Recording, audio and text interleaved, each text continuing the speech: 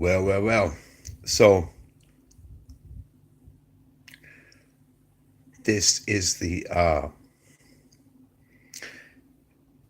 40-watt LED experiment, and I want to say I paid like 25 bucks for this 40-watt LED that actually only uses like 15 watts of true power. And so this is 10 days in from seeds under the light.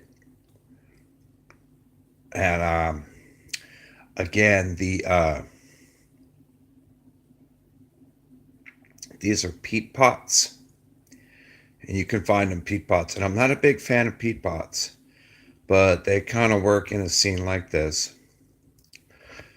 So these they're little teeny tiny peat pots, and then there's Grodan, and Grodan is rock wool. It is the immediate thing that pops into your mind if you think about hydroponics. But these are Grodan croutons, so they look just like salad croutons. And yeah, there's shoots. There's new ones coming up. So under these pots, there's things that look like salad croutons, but they're made out of Grodan. And then I mixed in mushroom compost. So you've got Grodan croutons, mushroom compost in peat pots under this little cheesy LED. And mind me, I've got a lot of experience with 1,000-watt high pressure sodiums, and I've been out of the artificial illumination for a long time. But this Christmas, I don't know, I felt the thing, and basically this little teeny tiny light you get on Amazon for 20 bucks. It'll do two two flats, but this is 10 days in, and my son, he was all about the corn, and having a genetics from a gardener. His plan is he's gonna grow this corn, then he's gonna open a corn stand, and then he's gonna sell that corn, and there is something he wants to buy. So um, good for him for getting into agronomics. But I just kind of wanted to just pop a video out and show 10 days after, punching seed in these little pots, what this little teeny tiny light, I mean, it's small, right? And it kind of renewed, I was kind of retired from doing the indoor thing, but I'm kind of feeling like, looking at the price, I'm like, yeah, I could use kind of want to get a Dowie. Um, so it's a really cheap, inexpensive way for people to start plants. Like, these are being started. And I mean, you're not going to grow like huge things in here.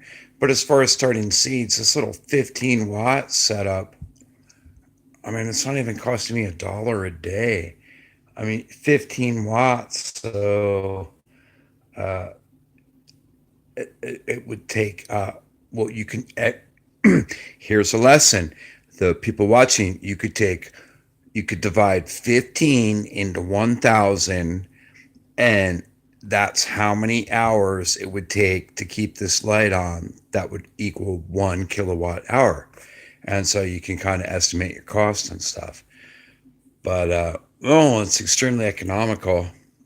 and there's no heat, and I don't know. It's getting me back into the gardening thing as a hobby. But I just kind of wanted to update this and just kind of track what we're doing because we'll be lowering this down and probably moving some stuff around probably this weekend. But man, I and anybody who's thinking, if they've got a little spot inside, I would totally encourage. And this, I mean, you can buy this thing on Amazon. I think they like $23,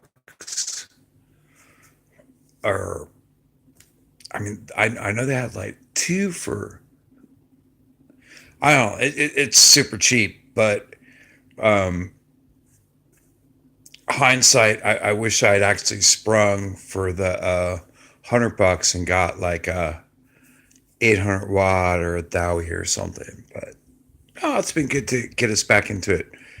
And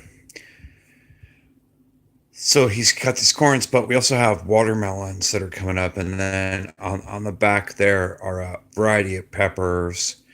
So, and I mean, it's spring here, but anybody who's lived in Florida knows that you have bike week in March, and then all of a sudden it gets super cold. So we got another cold snap coming through, even though it's been like soupy 70s with not a lot of sun and fog and all that. But it's a good way to start stuff.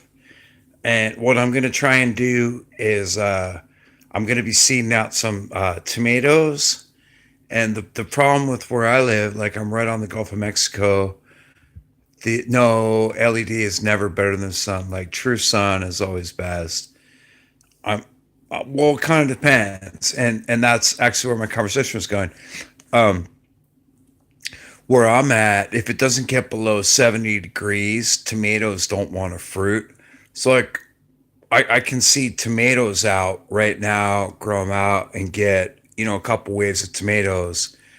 But then like end of May, it's not going below 70 at night, so they don't really want to fruit. The only ones we can kind of get around here to fruit are grape tomatoes, and but my thought is like in the summer, well, yeah, we got the air conditioning on, so I figure what I'm going to do this year is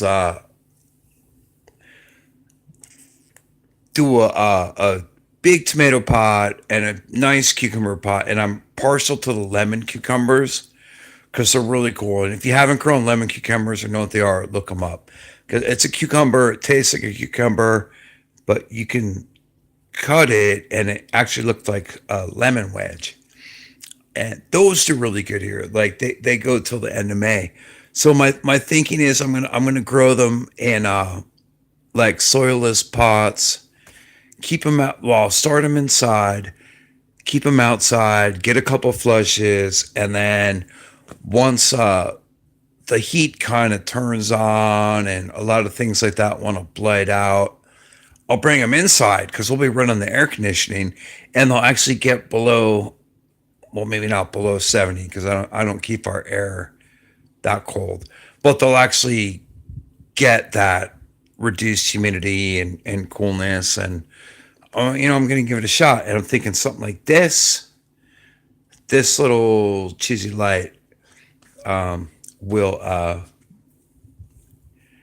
don't know, maybe I'll be able to have cucumbers in the summer and tomatoes.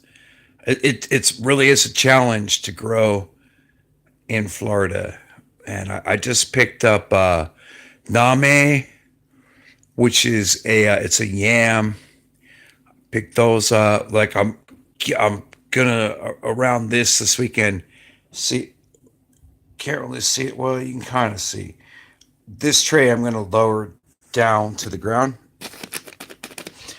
and I'm gonna put some other starts. But I'm gonna start name, which is a yam, and so I'm kind of already gonna start planning for the summer where it's so hot and you work, and I'm cheap. My scene doesn't have a well, so I'm not gonna have high water bills to water stuff. So I kind of dirt farm, and but that's been the focus of my place is to set up fruit trees and things that'll grow to where you don't really have to. You could just kind of water occasionally and not constantly water and be on an irrigation program, just kind of more dirt farm. But so I picked up Name, which is a yam, and I've got so I got some stuff I'm going to be starting up. But I just kind of wanted to update on this. I mean, this really is just the coolest little grow light for $25. And there we go. There we go.